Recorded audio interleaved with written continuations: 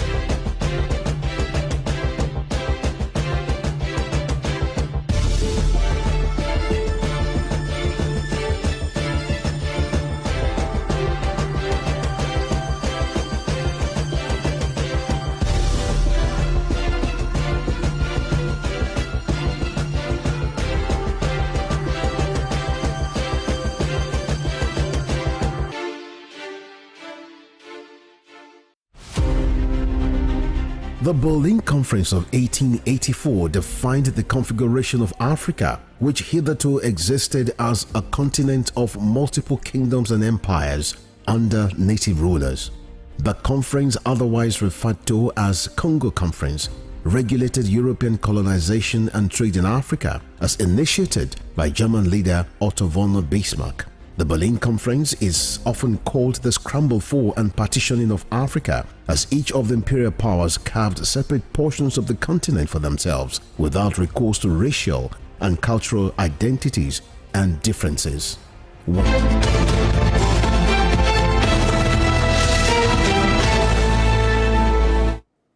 Thank you for being there with us. It's still Morning Spring from Western Spring Television, the station that says it as it is. We told you earlier that in the course of this program, our conversation would totally delve around what the economy looks like at this point in time. Fuel subsidies being removed, the speed at which Forex is, both at parallel markets, and hey, Nigerians are grounding and what can be done. Just about 10-12 hours ago, there was a statement credited to the federal government that 5 billion naira will be disbursed to each state of the federation, including the FCT. That's about 185 billion naira. And Femi and I, while we kicked off with the headlines making the round from the dailies, we definitely looked at it and said, 5 billion naira, if judiciously, meticulously used, this should bring some respite to every society, every state of the federation. But at this juncture, there is a man, I don't know, Femi, if you have 5 billion naira today, what will happen? What will you do? Let me have it first, and then we can talk about it. All right, that's what the lights there. Yeah. But someone who will help us out in the course of this, who will definitely help us to break things down. He is an economic historian, he's a lawyer, he's a public affairs analyst, and an associate professor from the Obafemi Awolowo University, Ile-Ife, Nigeria. It's a pleasure, a big pleasure, because to have Dr. Adetunji Ogunyemi, wow, it's a pleasure. Let me just leave it at that. Good morning to you, Doctor. Thank you for joining us. Thank you for having me. Wow. Good morning. You're welcome. It's so good to have you on Morning Spring. Yeah. Let's just start. Let's just kick off this at this moment in time, because we know that time is not on us. Dr. Ogunyemi, Nigeria is at a crossroad. Looking at what the Naira exchanges at what we today, it's topsy-turvy. At a point, we had it at about 960. This morning, we had at about 15. It's come down about 15%. It's on and off like that. Now, the lowest to the economic history of this country. Now, fuel has also, fuel sells for about 617, 620 everywhere. Do you think President Bola Ahmed Tinubu has lost it? Oh, no. The Nigerian economy is an extremely complex economy. It is complex not because it has a huge productive base, but because it has so many sectors of the economy requesting and demanding, at times threatening the federal government of Nigeria for a slice of the cake. The truth of the matter is that the Nigerian economy is not productive at all. Not productive? Absolutely not productive. Our productive base is so weak that whatever happens to our economy is directly a reflection of the fact that we are import dependent. When you are import dependent, that is when you begin to worry about the exchange rate of your currency. If you are buying yams, you are buying things within the Nigerian economy, of course, and you need very little foreign exchange, I tell you, you will not bother too much about the exchange rate. The truth of the matter is that first, the Nigerian economy ought to have a base that is agrarian, agriculture. That way you have food security. The truth of the matter is that we import most of our foods, rice, poultry. In fact, we import finished, already prepared food like cakes, biscuits. There was a time in this country when Nasco biscuit in Jos was a major producer and supplier of biscuits to the West African area. every country in West Africa, 16 of them, ate Nasco biscuits. The same thing of King biscuits. And we have several of that, just biscuits, let alone poultry. If it comes to the issue of eggs, do you know that Nigerians import eggs now? We import eggs from China, we import eggs from different parts of the country. We do? And, oh, of course. And that is why we have the egg glut. That is why the local producers of poultry products, you know, many of them in Ogiri area, you know, at times for our farms, that is why they are crying on the grounds that the imported eggs are far cheaper than the Nigerian produced eggs. And why will it not be cheaper? It will be cheaper by any stretch of imagination, because the cost of production in this country, because we lack the infrastructural base. Check out electricity input into any entrepreneurship. Every entrepreneur in this country is lamenting profusely on grounds of lack of or insufficient supply of electricity. Not because they are not ready to pay for it, but because they will have to purchase it elsewhere, because the publicly provided electricity does not work or is absolutely unreliable. And hence, they need to import generators, they need to service the generators, they need to put in diesel, they need to put technicians, engineers. That is the reason for the falling, for the nose diving of the Nigerian naira, and no more. Now, with respect to production in the Nigerian economy, do we really produce the food we eat? Yes, we are self-sufficient in local staple, sorghum, yam, gari, fufu, and, if you like, maize. We are self-sufficient in them. But how much of these go into industrial production? Who is demanding the Nigerian yam for the purposes of producing baking flour? Who? Except you become industrial, there is no way that the base of your economy can be so strong as to withstand external shock. The external shock we have now is a function of the nosediving, if you like, the collapse, almost total collapse of the accountability and prudence trajectories with respect to Nigeria's export of oil. Now, OPEC has granted us 2.2 million barrels as our quota, but we have not been able in the last 9 years to export more than 1.6 million barrels. I tell you on the authority of my honor that today, as we speak, Nigeria does not export more than 1.2 million barrels of oil. That means a complete shutting of the income that ought to accrue from about 1 million barrels. I mean, where in the world does a monocultural economy so dependent upon petroleum will get about 50% of its production shut in as a result of 1, bunkering, 2, direct oil theft, 3, sabotage, an international conspiracy with respect to petroleum, and then expect that that economy will grow. Don't forget, the Nigerian economy and our naira is propped up by the income accruable from oil. And so if that income accruable from oil falls to the degree of more than 50% of the accrual, definitely a reverberative effect will be felt in the exchange rate of the naira. Yeah, you know, something just shocked me now when you are just making the analysis that the threshold allowed by OPEC is 2.2 million 2.2 million barrels. And you're saying for the past 9 years, we have not been able to exceed 1.2 million. In fact, the highest we did was 2015, 1.6 million. But as we speak now, it is 1.2. In fact, in the year 2009, we only were able to export 800,000 barrels. Wow. About 1/3 of our quota. It's been as bad. As terrible as that. I can't, there's no worse adjective to use than that. It has been so terribly. In fact, let me give you one scenario. Please. It is either your economy is dependent upon a major product, monocultural, that you are able to protect, defend, and successfully export into the international realm and bring in the hard-earned foreign exchange, or you diversify through what is called non-oil production. The non-oil production in Nigeria, will you not be surprised if I tell you it's just 1.2% of our GDP? And this is the statistics of the National Bureau of Statistics. 1.2% of our GDP.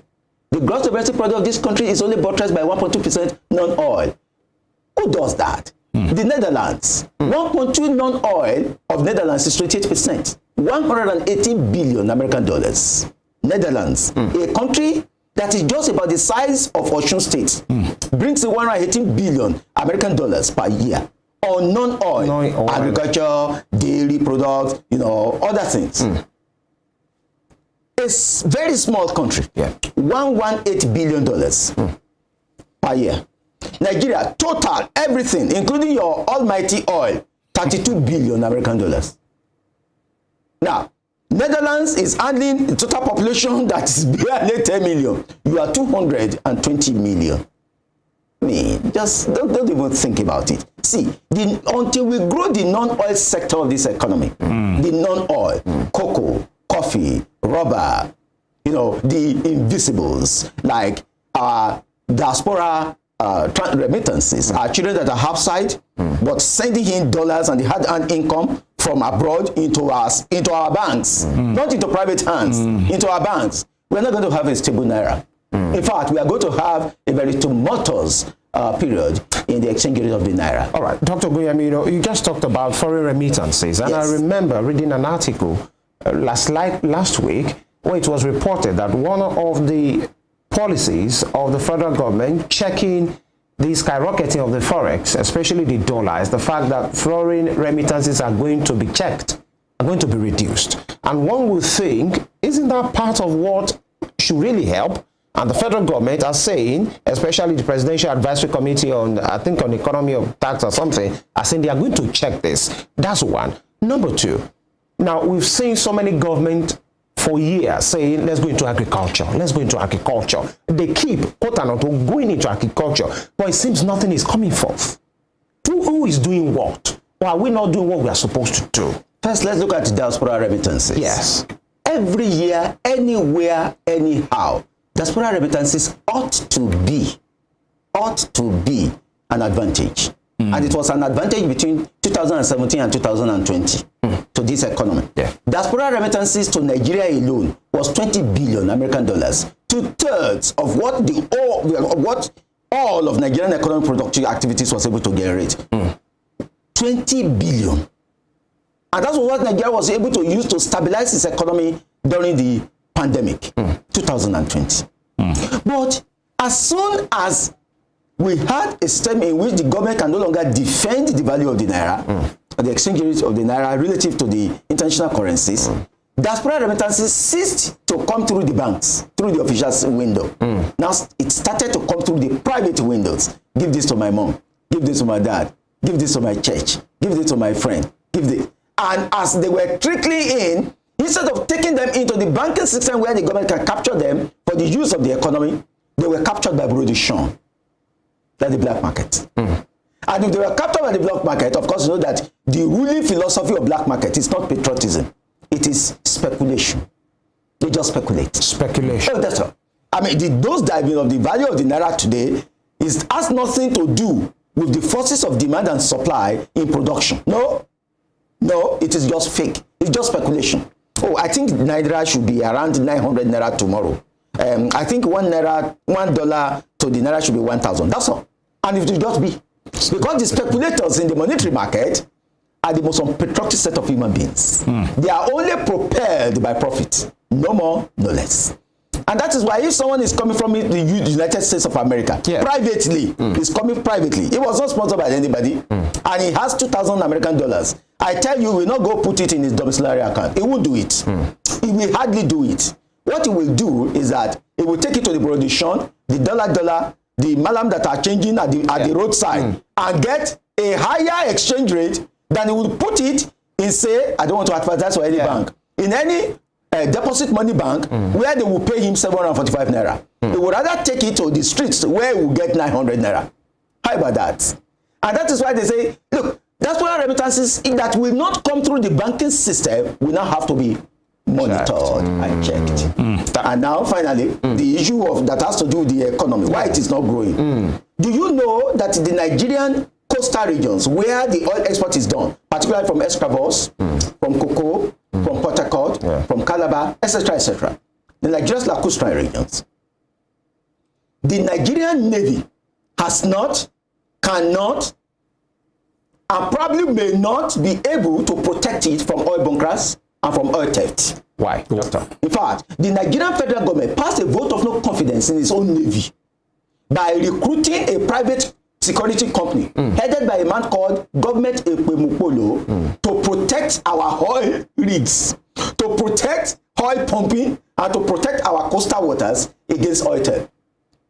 Which country in the world would have a navy that cannot protect its critical economic infrastructure? So, Doctor, you're saying getting the service or the services of the Tompolo's men, yes, it's a testament to the fact that the government doesn't trust its own navy enough to protect its territorial waters. Because the navy is not trustworthy.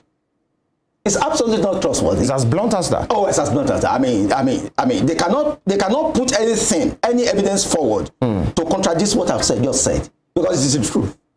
Because the truth of the matter is that the Nigerian security forces are the one actually aiding and abetting oil theft. Is that a fact? Evidence? Oh, it's a fact. And that was why, because that's an indictment, you know. Oh, of course. I mean, when what was his name? Asani Dokubo indicted them and said it in the presidential palace, that this was actually what was happening. Where was the superior evidence they brought forward to contradict it? None. The truth of the matter is that since Tompolo had been recruited, do you know that there's now a check in the level of oil theft at the Nigerian coastal waters? A significant check. 2 vessels, one carrying 1.2 million barrels, another one carrying about 800,000, had been apprehended. One was even set ablaze by the suppressive apparatuses of the state to prevent theft of the Nigerian oil. See, the truth of the matter is that the deep state in the Nigerian state has completely cornered the suppressive apparatuses, that is, the Navy, the Army, and the Air Force, into their pocket to prevent them from working for the Nigerian nation. Doctor, let's move ahead. Now, let's look at the amount of money that was borrowed by the NNPC at this moment in time. That's about $3 billion to stabilize the Naira. You can explain to us what end is this move? And will this bring, and what succor will that give the Naira? I think it's a proposal. Proposing to borrow $3 billion. Well, whether it is a proposal or not a proposal, there was a time in this country, 2021, yes, 2020, 2022, that the Central Bank of Nigeria, using what is called quantitative easing, or, if you like, direct printing of money, money that is not backed by any productivity, it was printed to be able to shore up the income of the government. They just added a little, they just added some money so that the Federation Account Allocation Committee, as per Section 162, can have something to share to the states. The truth of the matter is that the CBN has been borrowing to shore up the value of the Naira, and it has borrowed in excess of 15 billion American dollars. So if, oh yes, and that is why our debt portfolio is 77 trillion this year. 77 trillion Naira. Let anyone bring superior evidence. I mean, if the debt management office could say that is our debt, of course that's our debt.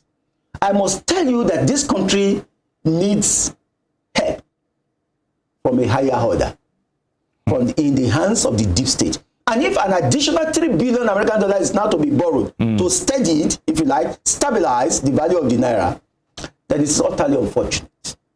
When you say higher order, Doctor, what do you mean? A higher order. A higher order. I think the higher order in the Nigerian context will refer to those who are the deep state in Nigeria. You see, the deep states in Nigeria are not even in government, but they are the controller of the fiscal and the monetary policy of the country. They control the import and export channels, and they control the suppressive apparatuses. If you go against them frontally, for example, don't we know that the NNPC have been very opaque in its accounting system? Don't we know that the NNPC have not been transparent? I dare say has not been accountable. I tell you, if you proceed against those that are easily identifiable, who has caused Nigeria incalculable damage, the government may be suspended. The government may be suspended. Of course. Because corruption can fight back. And they can fight back dirty. By suspension, you mean? Well, let the audience know that. The truth of the matter is that the deep state in Nigeria are still prowling. And to apprehend them will require massive support of the public for the government and strong, unbiased focus by the same government to do what is right. All right. You know, talking about accountability, you have let's just go there right now. And just last week or thereabout, we heard that for the first time in 7 years, the CBN released its financial audit for 7 years. First time, I think, since 2015 or thereabout. And then going through that audit that was made public, there has been some serious concern. Many persons checking through the book and seeing, and some revelations have been, you know, there's an example that the CBN had some borrowings that were done, the JP Morgan situation. Morgan. Yes, just smart, yes. How did we get here, Doctor? In 7 years, isn't it supposed to be an annual audit? Okay. And what we are seeing now, just unravel this for us. See, it is, Nigeria is a Babel of all kinds of impunities. The Finance Control and Management Act, 1958, Laws of the Federation of Nigeria, Cap F26, provide very clearly that the accounts of the Federation shall be prepared and laid before the Auditor General. And the Auditor shall, within 3 months of it being laid, bring out the report with respect to the fiscal year. The last Auditor General report concerning the Nigerian economy, concerning the Nigerian finances, the last was 2009. 2009? Oh, yes. How about that? And the Auditor General is the chief ombudsman, if you like, the gatekeeper to the accountability processes with respect to Nigeria's budget. If the ombudsman has not refused and neglected to do the needful, how do we begin to talk of parastatals? The truth of the matter is this. One, there is actually nobody that has dared to apprehend evil in this country. Rather, in the last 8 years in this country, we have had integrated nepotism. Integrated? Nepotism that has been integrated into the system, as if that is the order of the day, as if that is the norm, while accountability has been sidelined, as if it is the exception. That's the truth. So, if the CBN account were not audited for about 7 years, are we saying that there was no board? There was no board of the CBN that could have apprehended the situation and called the governor to order? The board of the CBN controls the governor of the CBN. The CBN governor is not an emperor. I mean, he's not a Leviathan. The truth of the matter is that the board failed, refused, neglected to do the needful. And so, what do we have? Has anybody brought that to the attention of the board and then sanction or punish that infraction of the law? The law is clear about auditing. If I may quickly chip in this, talking about the accountability and the CBN, you just talked about the board who are supposed to, you know, call the governor to order. Let's do this properly. Yes. And, you know, the CBN be answerable to the president. How about the functions of the National Assembly in this? For 7 years. The National Assembly has there's a committee on the CBN and all of these things. Oversight functions. Oh, yes. The Public Account Committee. Oh, you just said something about oversight functions? Yes. Oversight function by the National Assembly, well, with due respect to the great men and women that are contained there, has been utterly ineffective. I mean, how effective can you be for doing oversight when the people over whom you are to oversight are the ones that will prepare first your Esther code, your transportation, your hotel billings, your feeding, and then your allowances. And then they fly you in or out, and at times they prepare some other below the line entertainment. And then you have to oversight them. Look, nobody can pretend to be putting fried meat in his mouth and then declare that it is missing and call for a commission of inquiry to search for it. He doesn't know about that. Yeah, he doesn't know about that technology. You know, everybody knows the technology of putting fried meat in the mouth and then declaring it missing. The truth of the matter is that the National Assembly oversight functions has collapsed. It has collapsed. Of course. As simple as that. Yes. Now, Doctor, before we leave that point, in that the recently released financial audit, it has been said that, you know, some of those who have gone through a financial analysis said, how can the CBN, they have been alleged to have borrowed $15 billion using our foreign reserve as a collateral to JP Morgan. Yes. Where does that lead us? Now, that is a direct affront on the Audit Act 1956. I will tell you that the major law for auditing and being accountable in Nigeria was made in the colonial era, 1956, and it has not been amended or altered. Let's leave that for another day. Yes. The Finance Control and Management Act is another regulatory authority. It also speaks about that you cannot go borrowing without the approval of the National Assembly. The Fiscal Responsibility Act, FRA, says you cannot go borrow. Not only that you cannot go borrowing without the approval of the National Assembly, you must not borrow beyond 30% of your GDP. And then the Public Accounts Committee Act in Nigeria is clear about submitting your borrowing plans to the National Assembly for perusal, and then thereafter they will permit. If it is in agreement with the Fiscal Responsibility Act that they themselves in 2007 passed. Now, when all these were neglected and they were not complied with, was there no president of the Federal Republic? Look, in the last 8 years, we had a lethargic presidency, utterly lethargic. Almost a presidency that was against the Federal Republic of Nigeria. How so? Oh, because it neglected its duties. It swore to maintain, to protect, to defend the Constitution of the Federal Republic of Nigeria. And the rules that say you must audit, you must report, you must submit proposal to borrow is contained in Section 80, Section 81, Section 26 of the Fiscal Responsibility Act, and Section 80, 81 of the Constitution of the Federal Republic of Nigeria. Now, the President of the Federal Republic worked against the Constitution of the Federal Republic of Nigeria, and there was no consequence. By abdicating his duty. Of course, that's what I meant by lethargy.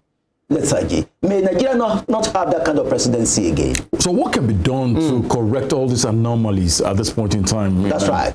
And I think the President of the Federal Republic now, Tinubu, has set it in motion by constituting a cabinet of 45 persons, 45 eggheads, respected people in their fields. The minister in charge of works now is an engineer, Umahi. He proved that when he was governing his Ebonyi state, that he was no pushover. This country, we must take back our country. We must just take back our country. Once this Federal Executive Council is constituted, and it has been constituted, once the president has appointed his ministers, after confirmation by the Senate, and apportioned them their portfolio, no one therefore can have any excuse in the next 6 months, because it takes nothing less than 6 months to get things done in respect to Nigeria's fiscal and monetary policies. You can't do anything in anything less than 6 months. Because you must follow the due process. Doctor, looking at, you've taken us to the part at which, let's look at the numbers of ministers that have been put in place by Mr. President. You're comfortable with that huge amount of 45 persons. 45 persons. Yes, I have no problem about that, because our constitution has placed upon us a burden of excess government. Our constitution has forced us in Section 147, Subsection 1 and Subsection 2 to appoint a minister, at least, that's the word used by the constitution, at least one minister per state. We have 36 states. And 36, is it too significantly far from 45? Because after appointing 36 and one for Abuja, making it 37. So the remainder is just that the president has over-appointed 8 persons. I don't think it's, because there are certain interests that may not be represented by the states of the federation, like women, like the less privileged, or if you like, the physically challenged. And our policy is to include them in governance. And then the youth. This may not be significantly captured by the states of the federation. I think 45 is not unwieldy. Can we afford that? Yes, affordability is different from the law. Okay. The law is that the president of the Federal Republic must not appoint any number of ministers less than 37. That's number one. And then the remainder that he has put there, extra 8. The extra 8 that he has put there to represent special interests. I don't think we may not be able to afford in terms of it is increasing the cost of governance, especially at this time. Especially at this time, but it is just expedient. There are certain expediency you do even in your private homes. You allocate certain resources to your female children more than your male children because of the peculiarities of the female gender and the inability to be able to physically provide for themselves in certain very critical circumstances, including their physiological needs. This is the time now. I think the allocation or the distribution of portfolio to these ministers is what we should actually look at, and not the number. Okay. The number is not unwieldy at all. Now, we've seen the minister designate now, some of those ministries being onboarded. We now have the Ministry of Transportation on one side, the Ministry of Blue Economy on another side. Yes. Many have been saying maybe Tinubu got that right. Oh, I think you should expect it from him. Looking at his antecedents. I mean, it was the one that started appointing the officer called chief of staff. Yeah, that's an American system. It's not in our system, but he brought in. Now even the presidency is appointing chief of staff. He brought in the idea of information and strategy, which Dele Alake, one of his lieutenants, actually held on to for 8 years. It is to be expected that kind of modernization of Nigerian ministerial distribution of responsibilities will be possible. Don't forget, before we had 26 ministries. 26 ministries, but 48 ministers. It is our constitution. Our constitution says 1 minister per state, at least. So, but now the ministries have now been increased to 31. It is within the prerogative of the president. We must know that. Section 147, subsection 1, to create ministries. He can create them and put any name that he likes. It is his prerogative. Not that they must be fixed. Now we have 31 ministers and 31 ministries and 45 ministers. So are we just 3 more? Okay, yeah, sorry. Doctor, you seem to be impressed with the way Tinubu has gone around about this. Oh, yes. So that we put it into perspective, many former governors, like 9 of them, few young persons, 9 women, is it 9 or 7 now? 9 women, and the way that has been done, some will say is a blend of the old war horse and a couple of young persons with possibly a contemporary knowledge of how things are done. For you, the selection, the gender spread, the age spread, the experience, the political balance. Is it a yes for you? Perfect. Absolutely correct. That's a politician in action. Because in your first time in office, and that's if you are permitted the second time, in your first time in office, you must be utterly political. Otherwise, you will commit what is called class suicide. So people brought you into the system. I mean, unlike a former president that said that he belongs to everybody, belongs to nobody. Did nobody vote for you? Did everybody vote for you? I mean, that kind of a political system, a political statement in self-immolation is avoided in this instance. And by putting in former governors, what problem is that? Is there any problem in that? Some will say, what are they did they commit crimes? Some will say, what are they coming to do? A former minister, some of them were 2-time governor, and they are back now. But some of them were outstanding successes. Umahi, Wike, the very combative Wike. Would anybody go to River State and not see a testament, a testimony, evidence of performance? Would anybody dare to deny it? See, the truth of the matter is, Doctor, a Badaro, a Bagudu, some Anoye Tola. Yes. What, he lost an election? Did he commit a crime? Did he not govern his state? Yeah. And he governed his state, stabilizing his finances. Because you have mentioned some names, that's why I'm saying this one. Ibagudu, for example. Bello Matawale from Zamfara. Some will say, what are these persons coming to offer? Beautiful. That kind of a person is a political war horse. How many votes did those people who are protesting, how many votes did they donate to the president to win? See, when you win an election, you have an abounding duty to compensate the source of your victory. Otherwise, you get your comeuppance. With some of them having the FCC case hanging on their necks? Is there, our law says that until you are proven guilty, you are still a full-fledged citizen. Until you are proven guilty. All right. Doctor, let's stay with some of this ministerial appointment. Most people have said they're giving the thumbs up to Mr. President for appointing Wike as the Minister of the FCT. Yes. What's your take on that? That's a strategic containment. You don't forget, in this country, we should accept one reality. There are some people that are brutally efficient. Brutally efficient. Extremely combative. Like the former president of the Nigerian nation, President Olusegun Obasanjo, very combative president. but it did not achieve results. In 2006, it paid off all our debt owed to the Paris Club, $30 billion American dollars, by giving $12 billion in exchange for an $80 billion write-off. It has never happened in any part of a developing country in the world. Salute to good leadership. Obasanjo achieved that.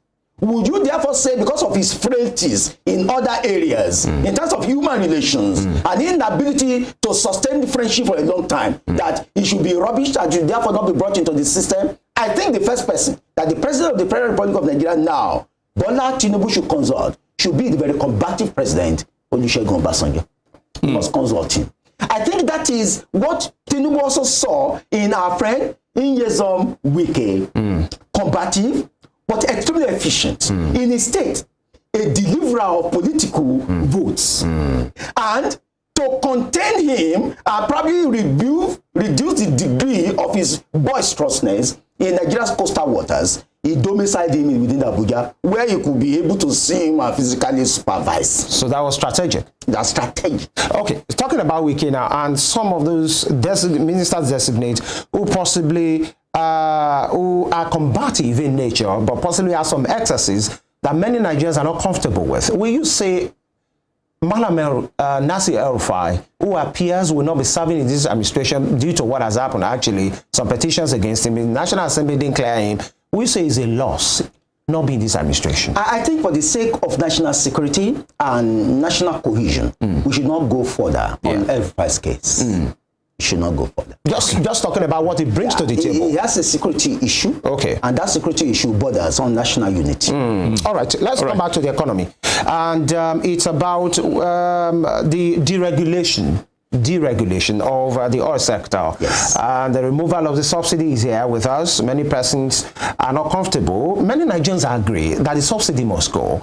That is just things that the federal government is supposed to put in place that they have not put in place, that's making life really difficult for the people. And now talking about deregulation, just a few days ago, like 2 days ago, the government came out and say the prices of oil will not be increased, that Nigerians should just relax because there is a cap on it. And we are talking about deregulation. So I want to say that's a voodoo economics. You are putting a cap on a market you are touting to be deregulated. How does that work, doctor? That immediately tells you that there is no economy in the world that is let loose in the hands of the forces of demand and supply, which deregulation advocates.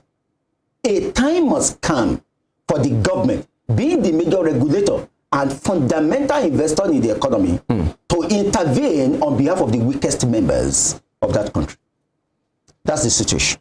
Even in England, there are some interventions in a highly deregulated economy. England is an example, or Britain is an example of a first-class market economy. But as market as it is, there are certain interventions which tends to be socialist in the government activities. So and that is in the area, for example, of stabilizing the value of the pound. Oh yes, the government has to do. There are certain rigging that you rig on behalf of your country. China is the greatest in doing it. Currency rigging. That's where you put it. Oh, of course. China will go into the international money market, borrow to pursue a particular research or a particular product. When it is successful, it will now devalue its own currency so that what is paying back is less than what he actually borrowed. So he's allowed to deregulate in one hand and put a cap on the other hand. Yes. If it comes to a particular point, in fact, there should be a ceiling beyond which the price of petrol should not proceed. Don't forget, it's only petrol. It's not diesel. Diesel has been utterly deregulated since this time, since Jonathan. Kerosene, kerosene, I mean, AGO, automatic gas oil. And then, so it is only petrol. And in that instance, because petrol goes into more than 70% of the running of the Nigerian energy system, government must have a maximum no-go area beyond which the market should not operate. Dr. Ogunyemi, help us out here at this moment in time, sir. Fuel subsidy has been removed. Nigerians have been clamoring. What are the palliative? What can we get to cushion the effect of the times in which we are at this moment in time? 5 billion naira has been approved by the federal government for each state, including the federal capital territory, which makes it about 185 billion naira. Correct. Here. At this juncture, do you think this will go a long way to cushion the effect of the times in which we are if each state does the needful? It will. It will for the weakest members of the Nigerian society. I call them the poor of the poor. An author called them the wretched of the hearth. Those, if you are able to afford an Android phone, you are disqualified from applying for that kind of money. Is that a yardstick? Oh, yeah, an Android phone will cost more than 30,000. And when you distribute 5 billion amongst the poor in your country, for example, let's first of all start with statistics. Yes. Osun State, the poor in Osun State account for only 20% of the population. And that's the NBS statistics. Yes, please. In Katsina State, the poor accounts for 82%. About that. That is the state of the former president of Nigeria. The wretched of the hearth in Katsina are the greatest in Nigeria. They are worse than Sokoto State. So, in that instance, 5 billion to be distributed amongst them. What's the population of Katsina? Touching on 6 million. Get about even 80% of 6 million. You're talking about 4 million persons. What is 5 billion to them? It will be less than 8,000 naira per person. Less than 8,000. You think 8,000 naira is what a level 8 step 2 officer, a fresh graduate in a civil service structure will be earning? You think that's the money you will want to go and be looking for? The truth of the matter is that that money is only for the wretched of the hearth. It is for the poor of the poor. And therefore, no self-respecting Nigerian should put himself forward if he can afford a meal per day. It is for those people who cannot pay 800 naira for a meal in a whole day. That's the money for them. But for the civil servants, I'm not talking of public servants. A university teacher is not a civil servant, it's a public servant. It's higher. So a civil servant can only expect his own palliative from a review of his salary. A review of his salary. That's more fundamental. Yeah. Because once it is set, you continue to earn it. So a review of the minimum wage, which will now have reverberative, consequential effect upon the hierarchy of the personnel of the civil service. That cannot come in anything less than 6 months. Because it must have to start with a memo from the presidency to the National Salary, Incomes and Wages Commission, who will sit down with the labor, with the Nigerian Employers Consultative Assembly, and then with the stakeholders, those who are in charge of employing Nigerians. These are people outside of the government system. There are more vulcanizers in Osun State than there are teachers. How can this be distributed? Those one will sit down and then they will set a minimum irreducible. I proposed. When it has from our view, I proposed not less. Minimum wage in Nigeria, not less than 120,000 naira. Per month? Oh, yes, per month. I just use the purchasing power parity. That is, how much will it take? What is the minimum that a human being who must eat 3 times in a day, has a family of 4 persons, is himself, his wife, and 2 other children. And if he's excessive, he has 4 children, and there will be 6. What is the minimum that they must use to feed, and then pay for their rent per month? I found out that it is not less than 120,000 naira. Does that have to do with the state? Because one will say, what happens? What Lagos will be able to afford will be quite different from what Osun or Zamfara will be able to afford. Thank you. That is why, using that yardstick of 120,000. Beautiful. That is why the National Salaries, Incomes and Wages Commission can only set the minimum irreducible. Now, nothing stops any state from paying higher. Already, Lagos State pays more than Osun. How about that? I mean, a professor at bar at the Lagos State University, LASU, in Lagos, his salary is 750,000 naira per month. A professor at bar. A professor at bar at OAU, Obafemi University, a federal institution, is 420,000 naira. So the state pay more than... Of course. Using LASU and OAU. If you see the income of a nurse in Lagos, you want to leave your job in Osun and go there. A nurse. How about that? But states can pay more than the minimum. Nothing stops there. But some states cannot even pay that minimum. They will need what is called Economic Stabilization Fund to be able to pay it. Example, Ekiti, Taraba, Osun State. How about that? Because of the reality. Because had it not been for the removal of oil subsidy and the increasing income that the federal government has earned, therefore, more income to share or more money to share the Federation Account Allocation Committee, Osun's fiscal system would have collapsed in 6 months. It would have collapsed because the state has no money and it's owing 185 billion naira. 185 billion you are owing, and your source of income is so far. Take for instance, the minimum reducing Osun state will need to pay. That is if he pays pension and once his civil servant is 4.6 billion naira per month. The total income that it has ever earned from the federation account, going by section 162, is 2.8 billion. 2.8. His total internally generated revenue is between 1.7 and 1.8 billion in a month. That's about 20 billion naira in a year. If you disagree, if you aggregate that, it is still less than what it has to be, what it has to pay to his civil servants. And paying salary, is that the only thing of governance? What of roads? What of security? What of issues that has to do with the hospitals? What of some people that you just have to pay money? So Osun's finances was in the red. And the fact that we now have more money now means that Osun and Ekiti citizens should up the ante in how they watch, monitor, evaluate, and give a close marking to their governor on how he uses the money. Increase the income that is earning now, in all the states of the federation. Yeah, you talked about Osun finance being in the red. Yes. As, like, what are you talking about? I'm talking of that.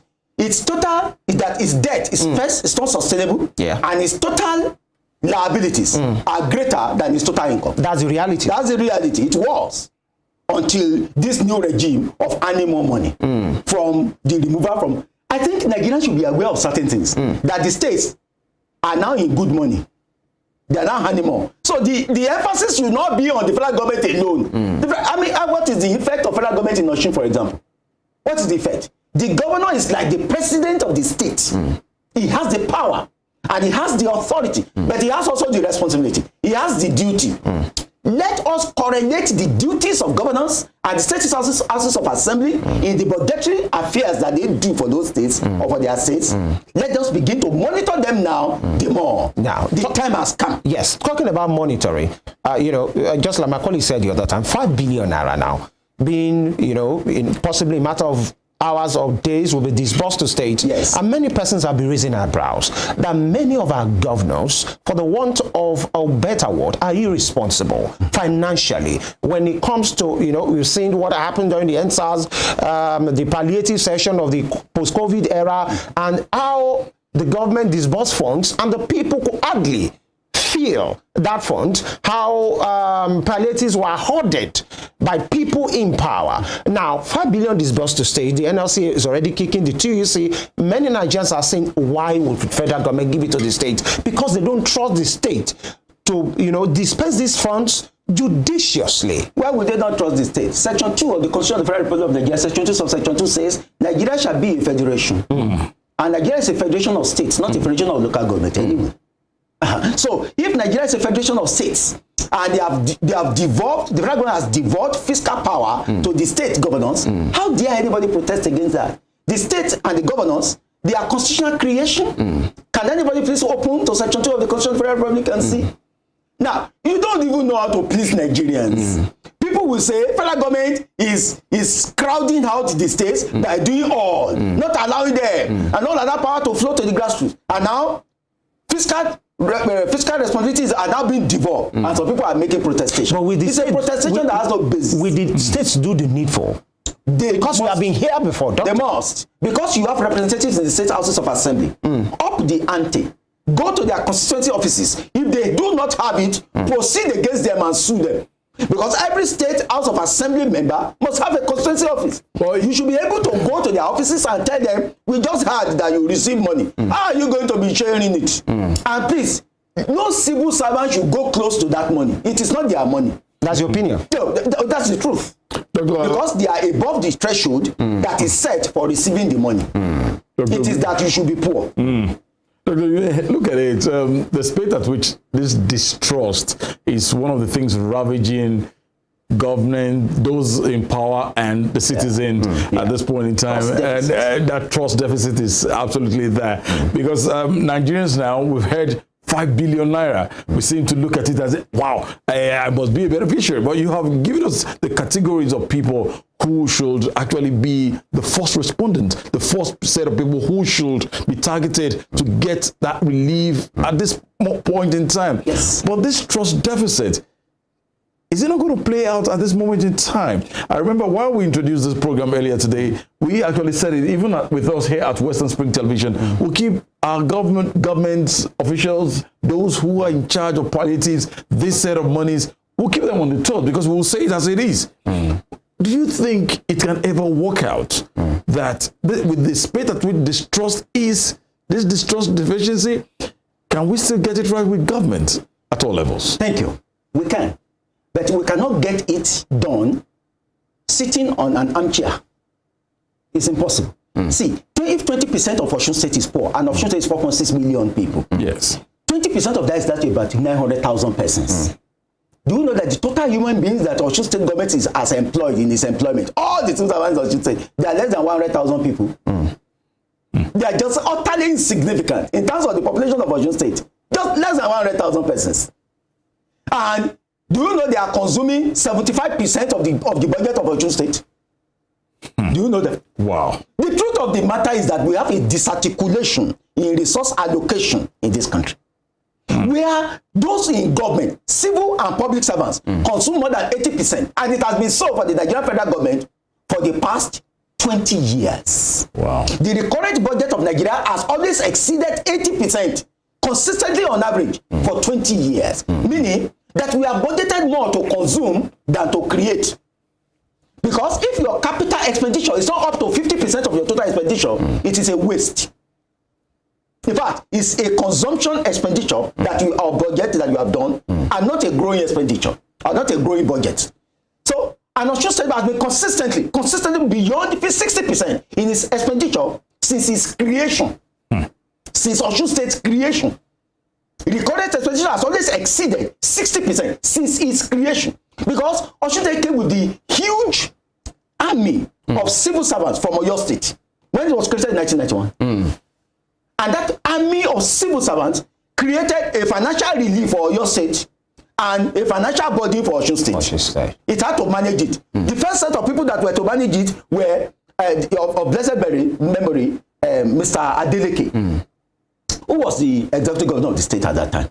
He did not find it easy. Neither did Pa Akonde find it easy. And that was how Pa Akonde refused, neglected to borrow upon the already burdened Osun State so that he will be able to have something for the future. One kobo, he did not borrow. One kobo.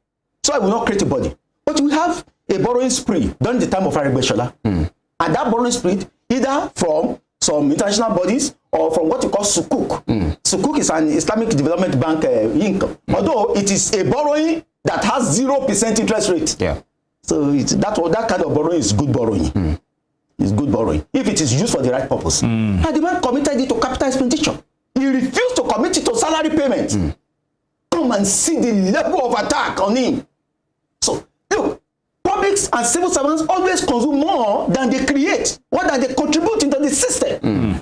The time has come for us to resolve it and to say any state in Nigeria must not budget anything less than 40% of its total income for capital expenditure to build roads, to build schools, to create bridges, for security, and to secure the people. See, the truth is that Nigeria is overgoverned.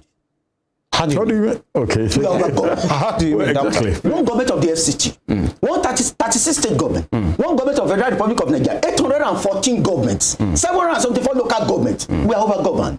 We have created centers of governance, then we have created centers of economic development.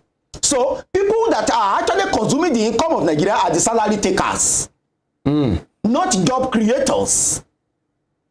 Do you know that the liability of Ekiti State is 85% of its budget to civil servants? Ekiti State, only 50%, the remainder, 50% for doing any road. Go to Ekiti State, it is a disgrace. When you look at its roads, Ekiti roads are a disgrace. The state government cannot do more. Even the former governor FEMI could not do the road leading to his own town. He couldn't. But Doctor, some would say it behoves on the leaders, the governors of these states now, you have consistently mentioned Ekiti and Osun State, yes, to create wealth, because to generate more revenue for themselves. Excellent. So how come they are not doing that? How come everybody will go cap in hand to Abuja to wait for their allocation? Because you cannot tax your citizen to prosperity. Is it only by tax, Doctor? Okay. What are the economic infrastructure on the ground for Osun State to create wealth? Answer, zero. Are you saying they are helpless? Number one, where is the electricity to do any job in Osun State? I just give you one. In this establishment, I tell you that your cost of production of this, the services we are rendering, the beautiful services you are rendering in the Nigerian system, cannot be less than 65% of the total input of your expenditure. Just bringing electricity, generators that must be running constantly 24 hours, diesel, engineers, technicians, maintaining them 24 hours of the day, 65% of Rave FM or of Western Springs Television's input. Now, you don't have electricity. The machine tools in Osogbo is moribund. In fact, it's dead. Sold, cannibalized, and it is dead. Your forest, the forest that you have, you see a lot of people doing illegal felling. And because the people doing illegal felling are the traditional authorities in respective area, you don't want to create enemies for yourself. You don't arrest them. You fold your arms. So where is the source of your income therefore? Well, in fact, Osun State in 2003, under PA, Adetunji Akonde went and successfully took and obtained from the federal government, Ministry of Solid Minerals, a license to exploit the gold in the Ile-Ife corridor. I want you to know that the gold in Osun State does not belong to Osun State. The Mineral Ordinance tells us the laws of the Federation, the land use access, it is federal government's property. So for Osun State to exploit the gold, it must go and take a license. But the land belongs to the state. The license. Yeah, the land belongs. It's invested in the governor, yes, but not federal land. Immediately you see any land, and it is, you find the mineral in it, it is federal land. By laws. By laws. And you should immediately vacate it. Really? And submit it and say, please, I found mineral here. Federal ministry, come and take it. Really? Doctor, isn't that a dysfunction? Because if you exploit the mineral without authority, you are committing, you are a criminal. Dr. Ogunyemi, isn't that a dysfunction? That the land belongs to the states, the mineral belongs to the federal government? Oh yes. It is the land in which a mineral has not been discovered. That belongs to the state? Yes. Or a land through which a federal road did not cut across. If the federal road cut across a particular place, to the right and to the left, up to about 200 meters belongs to federal government. So how come states are not benefiting from these mining issues? Because we are seeing them, either legal or illegal mining, some of these foreigners coming to fleet the land, and it appears the states are not benefiting. Or is that something you know that we don't? Your observation is accurate. They are not benefiting. The answer is why, isn't it? Yes. I mean, the question is why. Yes, please. You can't benefit because the mineral that is in the states of Nigeria, if it is solid, takes a lot of huge capital investment to be able to appropriate the results. That's number one. That is even the grade of that mineral is internationally marketable. So the grade of your gold is internationally marketable. Evidence has shown that yes, it is. Do you have a license to exploit it? The evidence has shown yes, you have. Since 2003, you have gotten that license. Good. The question is, why did you not set up a company to exploit it? Can we please ask the former governors of Osun State why they did not? What they are doing now is that they farm out, they take a part of the license and give it to a private person. Go and do it. Give it to private. Go and do this. Go and do this. That's the practice now. That's the practice now. In Osun State. It's Osun State. Because Osun will need nothing less than 200 billion to begin that kind of company. You need earth movers, scrapers, bulldozers, excavators, all manners of machines in huge. It is not shovel and digger that brings out gold. It is only for artisanal mining. That is for the poor of the poor.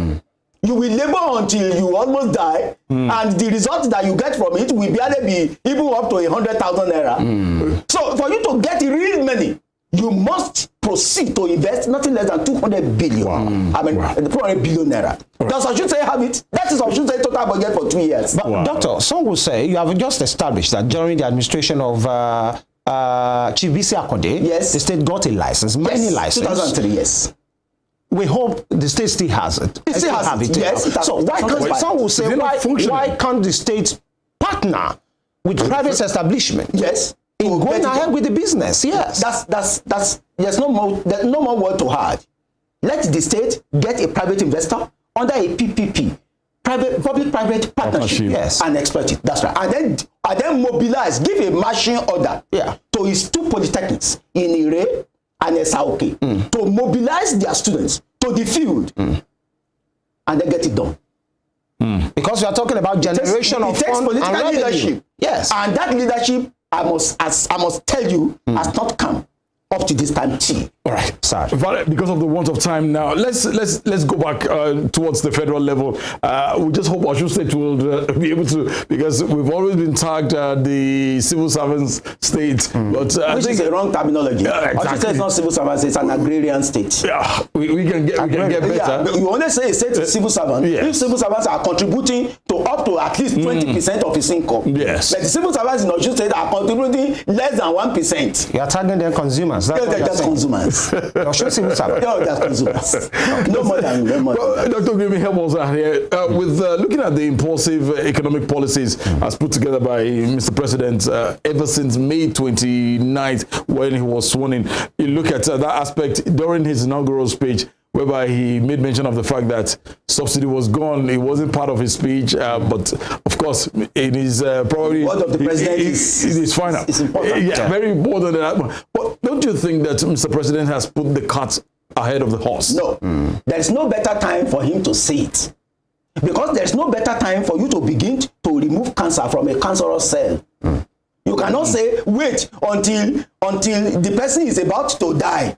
The subsidy regime was cancer to Nigeria. Nigeria's economy was cancerous. But there was a point at which, yes, this thing was supposed to go. He had at least a month to go as put together by the previous administration. So if you start earlier, I mean, see, Nigerians want to approbate and reprobate at the same time. They want to eat their cake and have it. You accuse a person for not hitting the ground running and on one side, and then you accuse him for starting too early on the other side. Where do you want to stay, really? The truth of the matter is that there was no better time to start the removal of the subsidy. In fact, the best time to have removed it was 1986. 1986. Oh. That means the subsidy removal is as late as 1986. Structural adjustment program. That was when military president Ibrahim Babangida should have removed it. He vacillated, he refused. You know, he was more of a politician and a talker than he was really of an administrator. You know, Basic Galivanti built no single refinery for the country. Used only the refinery that Obasanjo built and collapsed them as a result of lack of maintenance.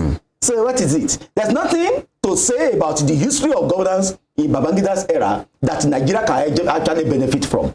When we teach it in our class, the economic history of this country, Babangida's area occupy a very ignoble area in the Nigerian economic history. Very ignoble. Doctor, one will say that you have just said maybe in 1986 Nigeria as a state should have done the needful. Of course. Because some will argue and say in 2012 Nigeria had a chance during Jonathan era. But this same president now in the opposition there and some civil society organizations, some politicians kicked against it at that time. Yes. So why come in 2023 to say the same subsidy must go? Beautiful. When they had a chance. That's right. It was wrong. If you were wrong, wouldn't it make good sense to continue to be wrong? You're saying Tinubu was wrong in 2012. Of course he was wrong. He admitted it because it was called a scam at the time. Of course, and you know it was the function of the opposition to say everything evil against the government in power with a view to season it. It was fulfilling his responsibility. The opposition now are also doing the same to him. It is just normal in a party political system. He was wrong. He realizes his error, and then he immediately accepted it. At any rate, all the major political office holders or seekers for political office, Peter Obi, Atiku Abubakar, all of them, including Tinubu, said they were going to remove the subsidy. So nobody can begin to play to the gallery here. Okay. Nobody. As we post home gradually now, Doctor, let's take it back to Osun State again. Bring it back home here. Commissioners have been appointed. Special advisors have been appointed. Almost 50 commissioners, a couple of special advisors as well. 25. Yeah, talking about cutting the cost of governance. You have just talked about the not to, for the want of a better word, I don't want to say a wretched financial state of Osun State as it is now. Yeah. Can we afford those numbers of commissioners? Because some will have said, can't we have a leaner government that will reflect our reality as a state? I'm aware of about 25 commissioners, but I'm also aware of about 25 special advisors too.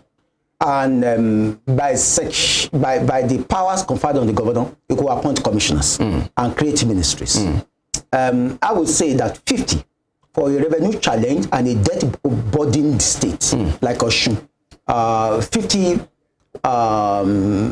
almost, because special advisors are almost the status of a commissioner. Yeah, I think 10 of them were cabinet level. Yes. I think 35, that will take it to 35. 35 commissioners will be an overkill.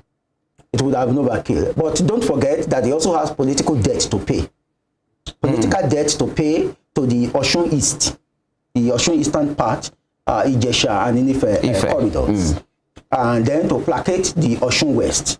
The Osun Central. From where Oyetola came from. So I think that was what the move that I think the choice of the governor in that huge number of assistants is extremely political, and I will be slow to blame him because of the circumstances of his emergence. I will be slow to blame him, but I know for sure that it is a huge burden on Osun State to appoint commissioners in excess of 12.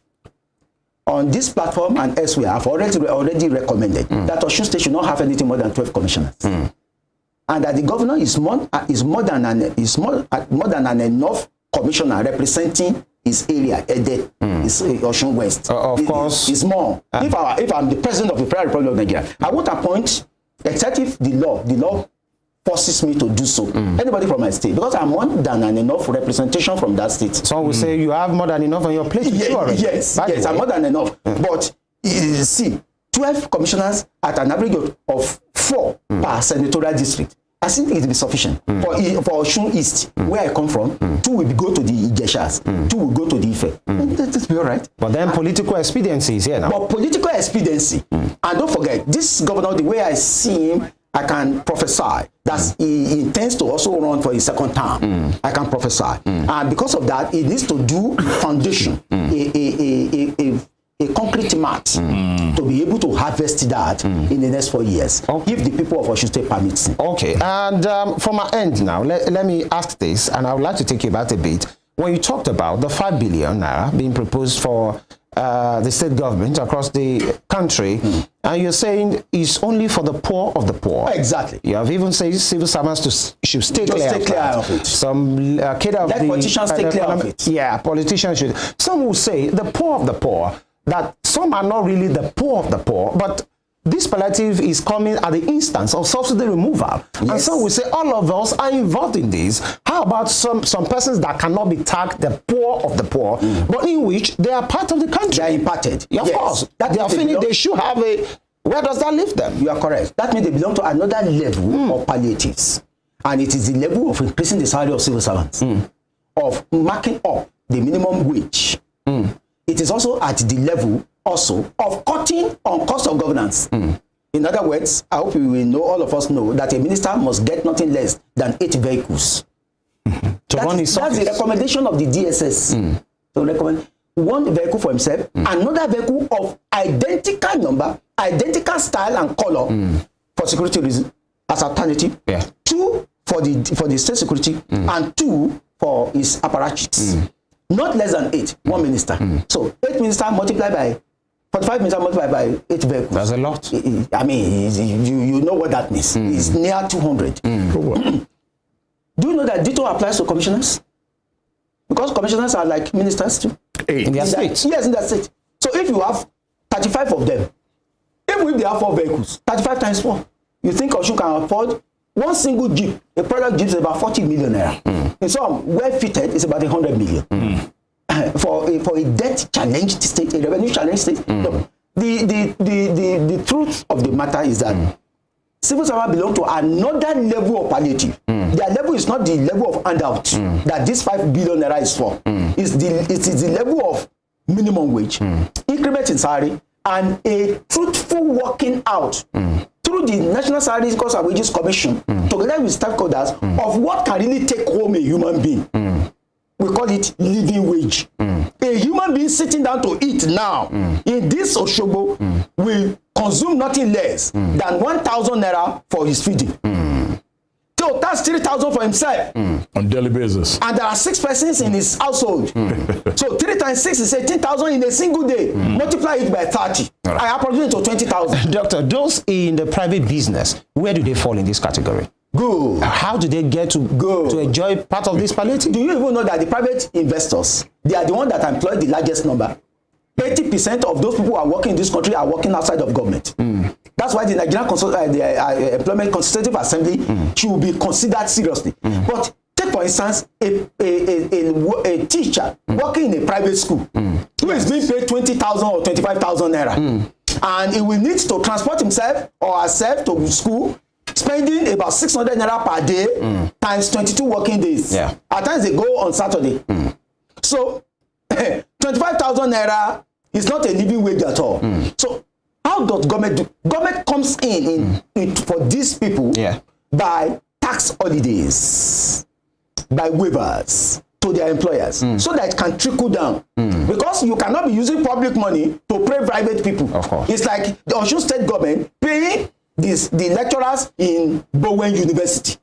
Because they are producing graduates, and their graduates are Osun citizens. It is illegal to do that. So you can only do something, maybe a grant of maybe, or a waiver of tax or some other things, so that it can trickle down to the employees. All right. Dr. Ogunyemi, it's always a pleasure having you around, either on Rave 91.7 FM or on Western Spring Television. We'd like to appreciate you as always, and thank you for taking time out to be with us on the show this morning once again. I thank you for having me. It's been a pleasure speaking with Dr. Adetunji Ogunyemi, an economic historian. He is a lawyer, a public affairs analyst, and an associate professor from Obafemi Awolowo University, Ile-Ife, Osun State here. Once again, we say thank you for joining us. Thank you so much. Thank you, Doctor, for coming. Thank you so much. And that wraps it up on the show for the week. We'll be back again on Monday. We promise you, as always, it promises to be a superb one as well. And you can enjoy the rest of the weekend. Hey, we'll leave you in the hands of something very special as put together by the art director. TUNDE, IDOWU is my name. And I say good morning from me. Of course, the TGIF is here, by the way, maybe towards the end of the day. By the way, you have something for yourself just now. Femi Ojo is my name. Thank you for being with us. God bless Nigeria. Bye-bye. ọmọ bẹ̀bá jòkó méjì ti fi ohun oníranù ẹ̀yàwó ló ń jẹ́.